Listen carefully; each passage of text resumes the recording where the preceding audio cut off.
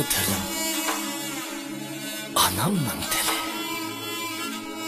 Ana tilim, ay, anam bergen til. Men seni anamdek azizlayman. Seni anlasam, anamning o'tliq xitobini anlagandek bo'laman. Seni so'zlasam, shu xitobga javob sadoyimni yangratgandek bo'laman. Anam tunji qitim, balam, bag'rim deganida sen bilan dam mushu Uyg'ur tili bilan so'zlagan. Men bu tunji qitim anam deganda sen mushu tavarrik til bilan so'zlagan. Ana tilim, sening har bir tovushingda anamning yaqinlik tiniqlari bor. Sening har bir urg'ingda anamning nafsi hissiyotining urg'ishlari bor. Sening har bir yangrishingda anamning g'ururi bor, iftixori bor. Men sen orqali anamning kechmishlarini uqqan. Sen orqali ajdodlarning kimligini uqqan. Sen orqali ona vatanning nimaligini uqqan. Shundoq. Sen orqali mening uqqan bilganlarim jiq. Nihoyat jiq. Sen orqali O'rxun vodisidagi mangu toshlarning sirini uqdim.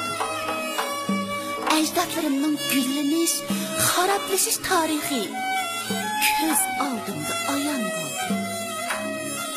Uningdagi g'oliblikqa bo'lgan madhiya yuragimni qaqshatdi. Sen orqali O'g'iz nomini, mashhur qahramonlik dastonini o'qidim. O'g'iz Xaqonning "Otlan!" deb nar tortishlari yuragimni larzaga soldi.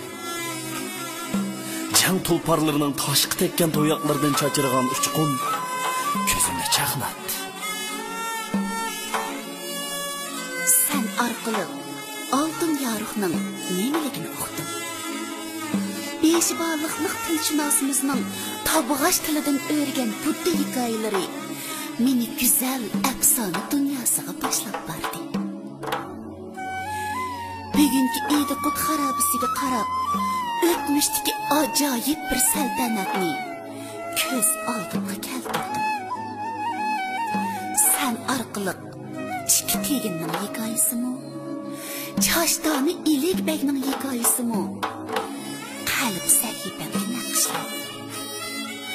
Men ularni onam aytib bergan cho'chaklardek zo'r ishtiyoq bilan angladim. Sen orqali Maytir Simitdin qadimgi bir dramani ko'rish vaqtiga muyassar bo'ldim. Maytirdan Masihgacha, Masihdan Imom Mahdi oxir zamonigacha bo'lgan bog'lanish meni cho'nqur o'yga soldi. Sen orqali 12 muqomni angladim. Sen orqali 12 muqomni to'g'ladim. Kuy, muqom dengizga hikmat guharlari sen orqali, faqat sen orqali o'z qimmatini, karomatini namoyon qildi.